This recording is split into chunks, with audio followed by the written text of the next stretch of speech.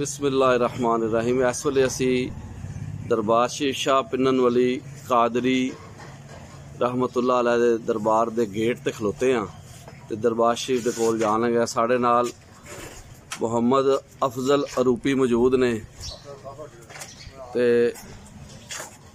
जी sir आ जाओ। शहजाद साहब भी मौजूद ने। शहजाद अरूपी, मुहम्मद अफजल अरूपी तो मुहम्मद असगर अरूपी माशाल्लाह। अज चूँकि 12 रबीउल अव्वल शरीफ है तो दरबार शरीफ के उत्ते भी लंगर पानी का एहतमाम किया गया है। तो इत्थे भी जी कोई जलूस आते ने या कि मिलाद का कोई एहतमाम किया जाता है कि या लंगर शरीफ वंड के तो फिर बाद कोई प्रोग्राम होंदा है? इत्थे सुबह मिलाद हुंदा है जी, ते मिलाद तो बाद लंगर शरीफ। ठीक है। ते शाम लोग तुर जांदे ने, वो रात नूं फिर उत्थे मिलाद चौक च इकट्ठे होंदे ने। ठीक है जी। अच्छा जी, अफजल साहब मेरे नाल खलोते ने। ये अरूप दी बड़ी मारूफ तो मशहूर शख्सियत ने। सर ए दसो कि तुसीं इस दरबार शरीफ ते अज सुबह किन्ने बजे दे आए हो? 7 बजे। 7 बजे दे आए हो तो इत्थे सर सुबह को महफल सी? हाँ जी। अच्छा, मिलाद शरीफ का एहतमाम किया गया सी। ते जनाब शहजाद साहब तुसीं भी सुबह दे आए हो इत्थे? हाँ जी, असीं सुबह दे आए। माशाअल्लाह माशाअल्लाह।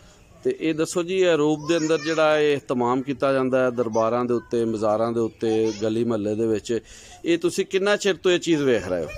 असीं जी अपने प्रदेश तो पहलां दे देख रहे हैं, वड्डे साडे बता रहे हैं तो पहलां तो। अच्छा अच्छा, माशाअल्लाह, बहुत वधिया जी।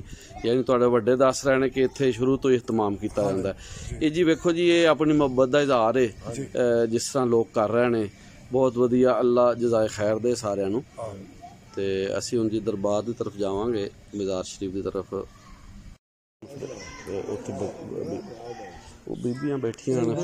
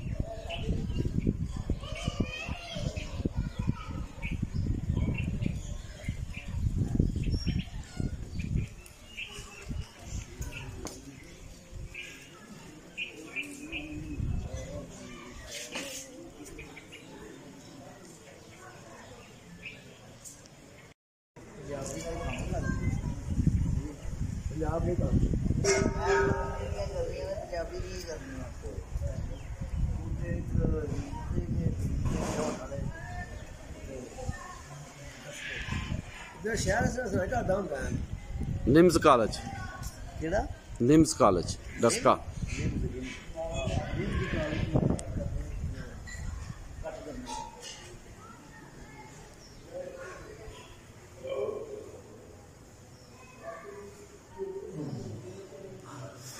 दरगाह आलिया हज़रत बाबा शाह पिन्नन वली कादरी रहमतुल्लाह अलैह।